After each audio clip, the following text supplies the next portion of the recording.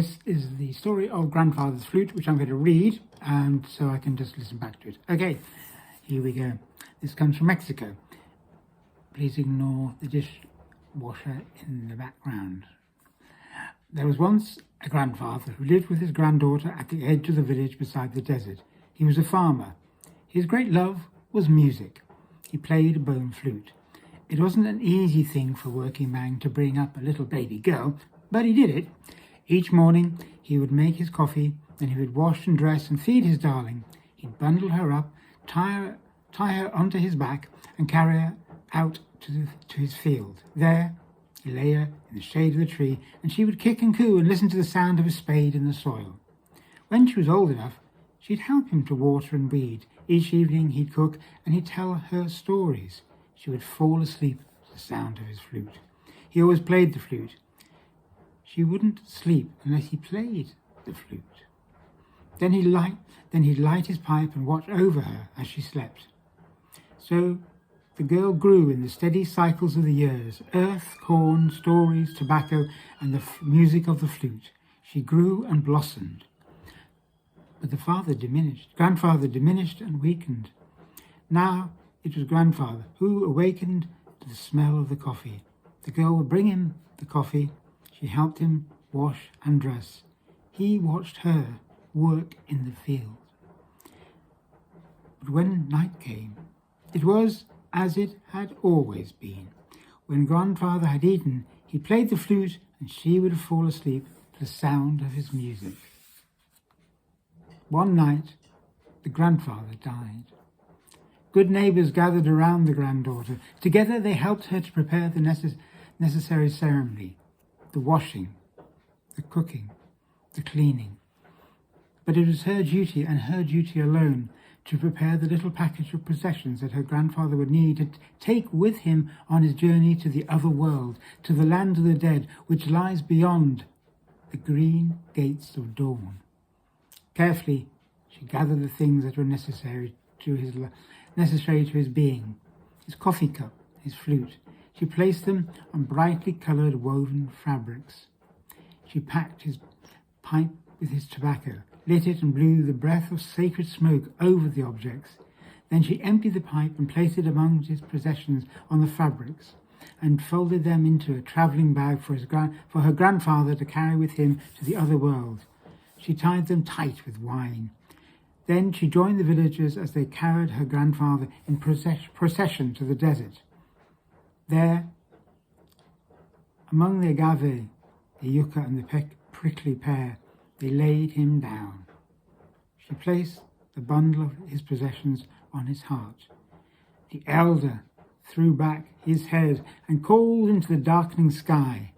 Everyone looked upwards, and high above they saw a dot circling in the blue space and spiraling downward. They knew this was Zapalotta, little vulture, answering the call of the elder, coming for grandfather. All was as it should be. Little vulture would carry grandfather up to the green gates of dawn, where Wirakucha, the big vulture, would draw open the gates and welcome him in. They said their goodbyes, lit their torches, and turned for home. Her friends and neighbours accompanied the girl to her hut, but as they entered, she saw to her horror that there was on the table, there was grandfather's beloved flute. She was sure she had packed it into the other world bundle, yet here it was on the table. Her friends tried to calm her. It's an understandable mistake. You will accept. Your grandfather will forgive you. Your grandfather is resourceful. He has already forgiven you. He will make a new flute. Someone will lend him a flute. Be at peace. But she could not be at peace. Grandfather played his flute every day. How will my grandfather be at peace when he cannot play his flute? How can I be at peace knowing my grandfather cannot play it? How can I be at peace when my grandfather is not at peace? She seized the flute and stumbled back along the desert road by moonlight to the place where he had been laying, but she was too late. There was no trace of her grandfather. Zapaletta had already carried grandfather away. There was nothing there but moonlight and the sound of the night crickets and the breeze in the bush. Then she threw back her head and she uttered the cry she'd heard the elder give, one long summoning cry into the sky. Far above, a dark circling dot in the moonlight descended, spiralling, hovering. It's Zapalotta. Little Vulture had come at the call of the dead. He landed clumsily on a cactus and eyed her. I come for the dead. You come. You don't look dead. Well, no, I'm not dead, she said, but even so, I ask you to take me. I must travel through the green gates of dawn and go to the land of the dead. It cannot be done if you're not dead, said Zapalotta. But I must go to the land of the dead to give my grandfather's flute. And she showed him her grandfather's flute. Zapalotta was very interested in the sight of the flute. His whole attitude changed. Ah, the flute, I love the music of the flute. If only I could sing that song, I could do anything to play the music of the flute. Now, the truth was, the girl had never played her grandfather's flute. But she said, I could teach you, and if I do, would you take me to the green gates of dawn? If you teach me, I will. He carried her through the upper regions of the sky to the green gates of dawn. There stood the big vulture. Are you dead? Asked the big vulture. Little Vulture answered her. Well, no, she's not. But living as she is, she has offered us a gift. She will teach us the music of the flute to gain entry. He nodded at the girl, and she showed Big Vulture the grandfather's flute. Big Vulture's attitude changed. He said, Ah, the flute. I love the music of the flute. Yes, if you can play this flute and teach us, then living as you are, you may come and go as you wish. Now play, play. The little girl thought, I have never played my grandfather's flute, but since the day that I first saw light, I have heard the music of my grandfather's flute. I know all his tunes. His music is in my heart. Surely I am my grandfather's granddaughter. I can play his music. Gently she placed her lips on the flute and blew her heart's breath into it. Sad to say, it takes more than a good ear and a good heart to make a musician. It takes practice. She couldn't play. There was a breathy whistle and a hoot and a squeak from the flute and terrible, wordless anger from both vultures, big and little. Big Vulture slammed shut the green gates of dawn, and the girl was trapped inside. The life she was to have lived was outside. It was lost to her.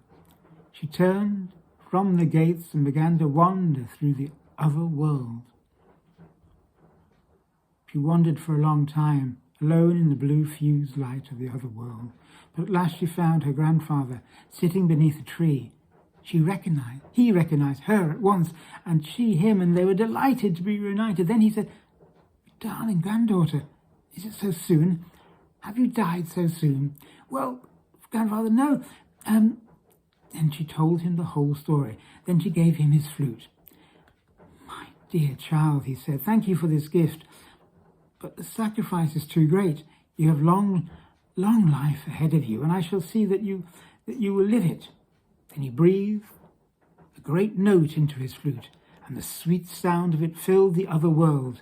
On the instant they were surrounded by all the musicians of the other world. Together they played the great music. The sounds of grandfather's band could not be silenced. The music penetrated the cracks, hinges, joints, and gaps of the great gates of dawn, and travelled to the world beyond. The sound reached each human ear, and when each ear heard, each heart opened and each mind remembered. Each one reached out for a sweet marigold memento. Each one lit a candle for the remembered loved ones and went to the graveyard to sit and honour.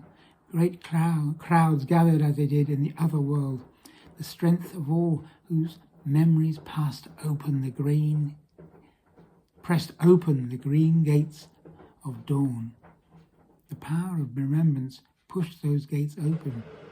All those souls became birds, and the spirit birds flew through the green gates of dawn to return to their descendants.